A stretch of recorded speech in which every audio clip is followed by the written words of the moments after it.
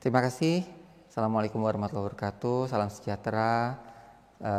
Terima kasih atas kesempatan yang telah diberikan sehingga saya diperkenankan untuk berbagi bersama rekan-rekan semua. Barangkali ada hal yang kurang jelas dalam perjalanan presentasi saya, jangan ragu-ragu untuk bertanya di tengah-tengah, tetapi sekiranya lebih asik disampaikan di belakang, saya pikir juga tidak masalah. Baik, jadi saya mendapatkan judul memahami pandemi COVID-19, kemudian monkeypox dan hepatitis, virus yang dikatakan sebagai misterius dalam kurun waktu beberapa waktu yang lalu yang masuk ke Indonesia. Nah, misi yang ingin saya tegaskan ini adalah menjelaskan pentingnya pemahaman pandemi dan endemi. Itu yang paling penting tuh. Karena dengan mengetahui pentingnya pemahaman pandemi dan endemi, maka akan membuat teman-teman semua jauh lebih waspada terhadap berbagai macam penyakit yang dapat terjangkit baik dari luar negeri maupun dari Indonesia itu sendiri. Dan penyakit menular di dunia ini sebenarnya akan jauh lebih mudah kalau kita tidak memahami. Nah, kata kuncinya adalah kecerdasan masyarakat.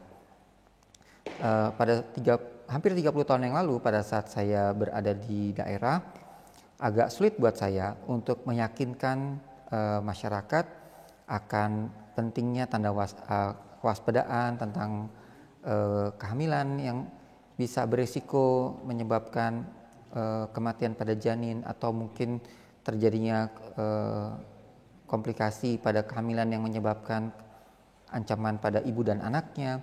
Karena mereka memiliki pemahaman atau dalam kutip kecerdasan bahwa ini nggak masalah loh kalau misalnya ditangani oleh Pak Raji atau orang yang biasa membantu tetangganya untuk melahirkan. Nah, dari situ saya jadi berpikir, wah, kalau daripada kita berdebat lebih panjang, jadi lebih baik kalau saya merangkul, mendekati Pak Raji dan sebagainya agar mereka lebih waspada. Bagaimana mereka menjaga agar orang yang mereka tolong dapat berjalan dengan baik, lancar dan tidak ada masalah. Nah, ujung-ujungnya apa? Ya tentu kesehatan yang meningkat, produktivitas yang lebih baik, dan sudah barang tentu itu semua ditujukan untuk bangsa dan negara Indonesia ini. Baik, kalau kita bicara tentang kesehatan di dunia, itu tidak selalu bareng gitu, searah dengan produktivitas. Tidak selamanya kesehatan itu sama dengan produktivitas. Pada saat saya 30 tahun yang lalu dikatakan bahwa negara yang paling sehat dan paling bagus dalam tata laksana kesehatannya itu adalah Sri Lanka. Tapi 30 tahun kemudian Sri Lanka merupakan negara yang bangkrut saat ini sehingga mengakibatkan masalah pada seluruh masyarakatnya. Jadi lagi-lagi memang betul bahwa kesehatan itu penting dan memang betul juga bahwa kesehatan itu merupakan aspek yang penting dalam meningkatkan produktivitas. Tapi kita harus ingat juga bahwa tidak selamanya kesehatan itu menjadi yang utama karena ada hal yang lain. Jadi dengan kata lain, saya ingin mengatakan pada teman-teman bahwa kesehatan produktivitas bukan hanya semata-mata di tangan para dokter, tapi juga para ahli lain juga memiliki peran yang cukup penting untuk meningkatkan perekonomian di dunia.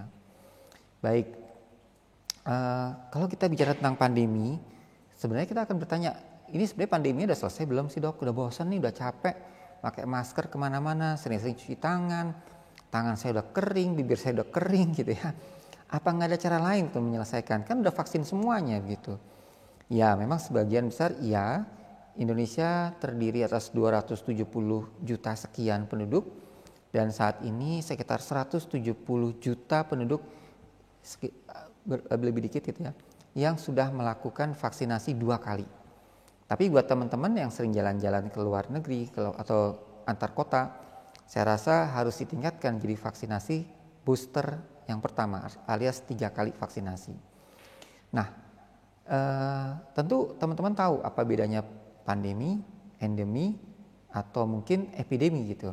Nanti kita akan bicara lagi beda-bedanya apa, dan apakah nanti setelah kapan itu kita bisa kayak dulu lagi, kayak seperti pada saat kita belum mengenal COVID-19. Kalau kita bicara pandemi, maka yang sangat khas sekali adalah pandemi yang disebabkan, yang baru terjadi adalah tentang COVID. Tapi sebenarnya sebelumnya sempat juga dicemaskan dengan Ebola, flu babi, atau flu burung, yang itu juga merupakan tantangan tersendiri bagi pemerintah kita dalam menjaga ketahanan kesehatan bagi masyarakat Indonesia. Ya. Jadi kalau kita bicara pandemi adalah epidemi adalah kecepatan penularan karena penyakit yang tadinya jumlahnya nggak ada tiba-tiba langsung bertambah banyak, dan itu dapat menyebabkan dampak yang signifikan bagi tatanan ekonomi dan kesehatan masyarakat. Nah, kalau kita bicara pandemi, tentu efeknya bukan sekedar satu wilayah atau satu negara, tetapi melebihi banyak lagi. Jadi pandemi yang lumayan terkenal adalah flu burung. Sebelum flu burung ya, yang terkenal adalah flu yang diakibatkan batuk-batuk, yang itu dikatakan diawali oleh orang-orang Spanyol. Padahal semestinya sih bukan dari Spanyol, tapi dikenal dari Spanyol karena penyebarannya paling cepat setelah masuk ke negara Spanyol. Mungkin karena negara ini adalah negara yang penduduknya menyebar dengan cukup cepat dan banyak berjalan. Dan tingkat kematiannya pada saat itu sekitar 50 juta jiwa. Namun penyebarannya sampai sekitar 1/4 dari penduduk di dunia pada saat itu. Yaitu sekitar 50 juta. 500 juta waktu itu ya. Nah, jadi kalau pandemi tadi disebutkan tentang penyebaran di seluruh dunia yang mungkin dapat kita kontrol dengan cepat, tapi kadang-kadang juga nggak bisa kita kontrol. Artinya kita lokalisir, jadi kontrol itu maksudnya dilokalisir. Nah, kalau misalnya udah nyerah, semuanya udah kena semuanya, ya sudah, buat apa lagi melakukan upaya lokalisasi? Ya apa boleh buat, langsung masuk ke periode endemi. Endemi itu artinya sakitnya tidak menjadi sesuatu yang mengkhawatirkan dan kita memahami bagaimana cara menyelesaikannya. Dan yang tidak kalah pentingnya adalah dengan endemi ini, maka kewaspadaan kita akan jauh lebih tinggi karena negara tidak lagi mensupport semua biaya yang dikeluarkan pada saat kita mengalami sakit, sehingga penggunaan BPJS atau asuransi menjadi hal yang paling utama. Nah, ini Indonesia dibilang katanya siap-siap untuk masuk ke endemi. Ya. Nah, caranya bagaimana tuh supaya kita bisa terjaga jangan sampai terkena? Ya paling nggak 3 hal. Yang terpenting ternyata kalau penggunaan masker agak sulit, karena kita nggak mungkin menggunakan masker terus-menerus. Kalau pakai masker terus-menerus berarti kita nggak mungkin makan, kita kalau bisa tidak berfoto, dan paling sering kita akan mengalami isolasi jadinya dengan penggunaan masker yang terus-menerus gitu. Nah, pada saat dibuka masker, risiko untuk penularan lebih besar. Nah, sehingga kata kunci di sini adalah kepada ruangan. Jadi hati-hati dengan tempat yang ramai, hati-hati dengan tempat yang terlalu sempit, dan hati-hati dengan ruang yang terbatas dan tertutup. Nah, kalau yang sempit itu termasuk di lift, jangan memaksakan diri untuk masuk dalam lift kalau sekiranya kita menggunakan masker yang tidak optimal gitu. Oke, kalau teman-teman ditanya sebenarnya sebelum pandemi penyakit apa sih yang paling banyak di dunia ini, penyebab kematian yang terbesar itu apa? Teman-teman bisa lihat bahwa 12,7 juta orang di dunia ini meninggal karena penyakit kardiovaskular. Setengahnya meninggal karena kanker. Dan hampir setengah lebih dikit meninggal karena lower esophageal sphincter. Jadi di sini kata kuncinya adalah 3 penyakit utama adalah kardiovaskular, kanker, dan saluran pernafasan atas. Saluran pernafasan bagian bawah, paru-paru maksudnya. Di bawahnya itu paling bawah adalah teroris, dianggap sebagai penyebab kematian juga, tapi jumlahnya nggak terlalu banyak. Nah, kalau kita lihat berapa banyak orang yang terkena COVID, ya yang tercatat di seluruh dunia itu sekitar 620 juta. Kalau penduduk dunia saat ini 7,8 miliar, maka hampir 10% sudah pernah terkena dari COVID-19 ini. Artinya sebenarnya masih mungkin juga kita terkena COVID-19 kalau misalnya kita tidak waspada, dan bisa jadi diperlukan booster yang berulang-ulang sampai jumlah kekebalan pada komunitas itu angkanya mendekati 70%, atau vaksin yang disuntikan itu mendekati 70% dari seluruh penduduk dunia. Nah, ini sekali lagi tingkat kematiannya masih cukup tinggi, sekitar 6,5 juta. Kalau tadi teman-teman lihat di sini 6,6 juta, itu berarti kurang lebih ya setara dengan penyakit respiratory infection biasa. Jadi plus lah kasarnya gitu, ya. Oke. Nah, di samping COVID itu sendiri, kita juga menghadapi kondisi yang kita sebut sebagai long COVID. Kondisi di mana kita mengalami gangguan yang rasanya seakan-akan sudah kena COVID kok nggak pulih-pulih gitu. Tadinya kita lebih gesit, lebih aktif, lebih bisa melakukan banyak kegiatan, sekarang malah justru nggak bisa. Dan ternyata kalau dilihat-lihat sejak September 2020 itu lumayan banyak tuh. Tercatat lebih dari 100 gejala yang beda-beda begitu. Sehingga kita tidak bisa mengatakan bahwa orang yang sakit COVID itu gejalanya A, B, C, D, F, G. Terlalu banyak. Ya. Karena terlalu banyak itu, makanya kita nilai kalau gitu yang paling sering apa sih? Yang paling sering ya capek, kelelahan, cepat capek.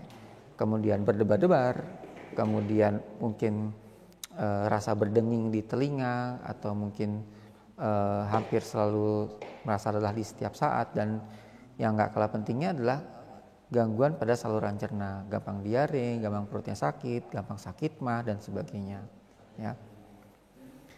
Nah, ini yang teman-teman bisa lihat ya, ternyata lebih dari 200 kalau yang tercatat di sini ya, dan ternyata melibatkan 145 juta yang terjadi. Jadi kalau dihitung secara kasar kurang lebihnya hampir 1/4 dari orang yang terkena COVID semuanya. Ya. Nah, terus penyebab utamanya apa sih? Ya variasi sih. Dari pemerintah kita itu menyampaikan bahwa mereka belum sepenuhnya bisa mencatat apa saja gejala-gejala long COVID yang dialami oleh penduduk Indonesia. Ya mungkin karena tingkat kesadaran masyarakat yang berbeda, kemudian masalah kebiasaan kita juga berbeda, jadi nggak selamanya kelihatan. Kalau misalnya saya berada di Bethsaida, saya mau jalan ke SMS, itu jalan biasa aja. Tapi kalau saya tanyakan ke banyak orang, ya mendingan naik Gojek dok, mendingan naik mobil, mendingan nebeng teman gitu. Hampir nggak ada yang mau jalan kaki ke SMS. Sementara pada saat saya di Malaysia, ya taruhlah 15 tahun yang lalu begitu, waktu pas lagi baru-barunya ada LRT, dengan jarak yang sama, saya nanya LRT karena saya mau jalan satu tempat ya, jaraknya sama dari sini ke SMS. Mereka langsung bilang, wah orang Indonesia boros. Jalan ke situ aja pakai LRT, mestinya pakai jalan kaki. Dalam hati saya ya suka-sukanya saya dong, kan yang punya uang saya gitu. Waktu gitu lah, kan turis namanya juga ya. Sekali lagi, saya pikir ini cara pandang kita bahwa kebiasaan jalan kaki itu tidak terlalu dipentingkan. Itu juga menjadi salah satu indikasi kenapa long COVID itu di Indonesia nggak terlalu dipedulikan. Karena kalau kita malas sedikit, toleransinya tinggi banget loh. Itu kira-kira seperti itu. Berikutnya bisa dibantu, agak sedikit lambat mas. Ya jadi gejala long COVID sekali lagi kalau di WHO dikatakan 35% yang mengalami gejala long COVID, tapi kalau di Indonesia sendiri kurang lebih 63%. 63%. Lumayan banyak. Boleh dikatakan banyak banget. Nah, dari 2 juta orang yang mengalami gejala long COVID tersebut, kualitas hidupnya pasti terganggu ya. Dan kalau kita bicara long COVID, ada yang long COVID itu dalam artian gini, sakit COVID biasanya sembuh 1-2 bulan, ternyata di atas 3 bulan masih nggak sembuh juga nih gitu. Nah itu kita katakan sebagai long COVID yang kita bilang sebagai akut. Tapi kalau udah 3 bulan nggak sembuh-sembuh juga, ya udah dianggapnya penyakitnya kronik gitu. Jadi batasnya adalah di angka 3 bulan. Nah kemudian karena dapat menyebar ke semuanya, ke pernapasan, lambung, kemudian juga kalau kata anak muda zaman sekarang kena mentalnya ya, sehingga itu juga membuat kita harus berhati-hati dalam menangani gejala long COVID ini. Ya. Slide berikutnya. Oke, kita beralih pada monkeypox. Monkeypox agak menyeramkan nih. Jadi kira-kira seperti ini gambaran monkeypox di Indonesia ya.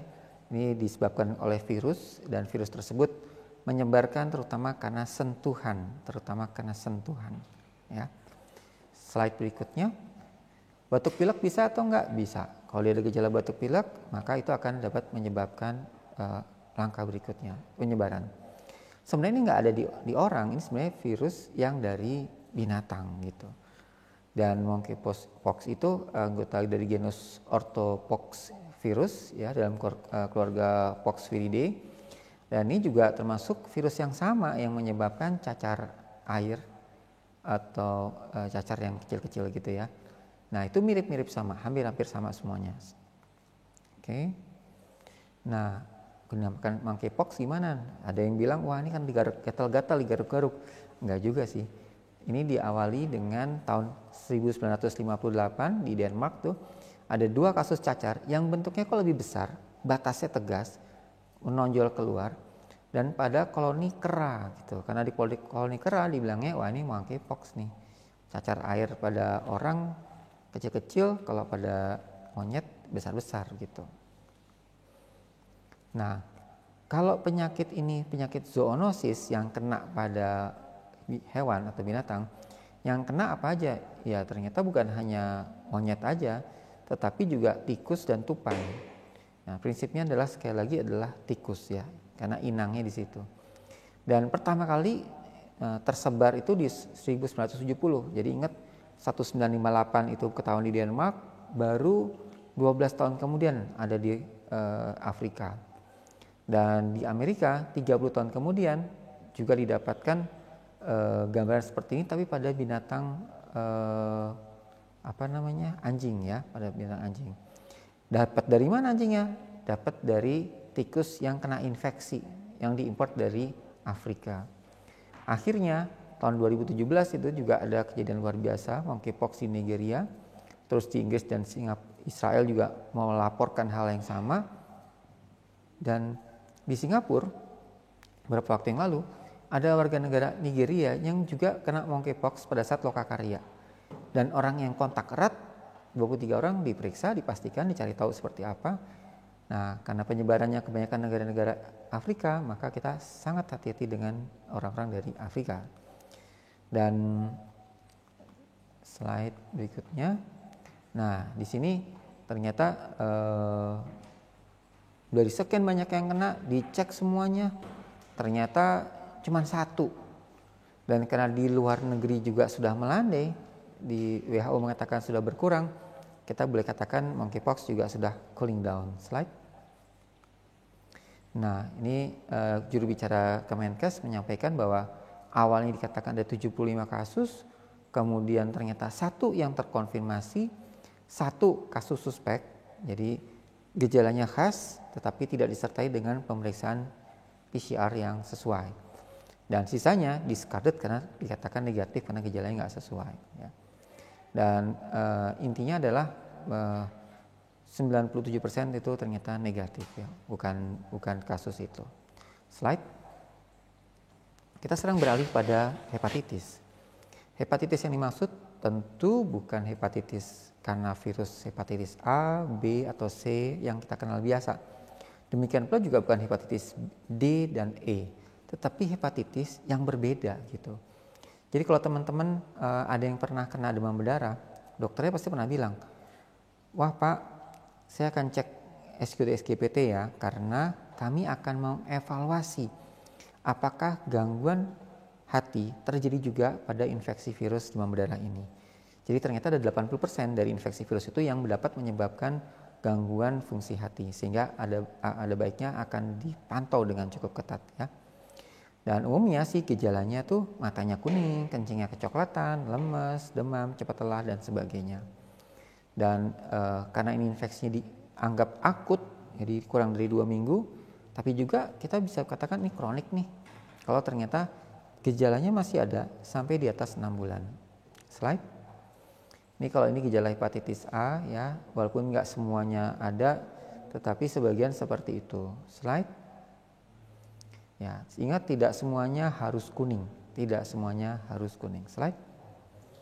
Nah, saya akan sampaikan fakta yang menarik karena ternyata lagi-lagi hepatitis ini nggak banyak. Setelah dilihat ya jumlahnya gitu-gitu aja seperti monkeypox juga. Tetapi sering dijumpai orang-orang yang terkena hepatitis pada saat kita merawat pasien yang menyertai infeksi virus yang lain ya. Saya ingin menyampaikan bahwa hati itu merupakan organ yang terluas ya. Terluas kedua setelah kulit. Dalam hal ini artinya berat mungkin barangkali ya. Dan 3 pon kira-kira beratnya atau sekitar 1,44 sampai 1,6 kilo tergantung dari orangnya ya, seberapa besarnya.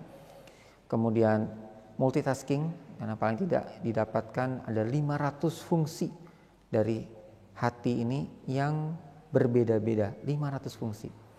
Dan yang terpenting adalah dapat melakukan regenerasi dengan sangat baik. Jadi kalau misalnya kita ambil sampai 90%, sisanya 10% itu dapat kembali menjadi normal ke jumlah yang semestinya.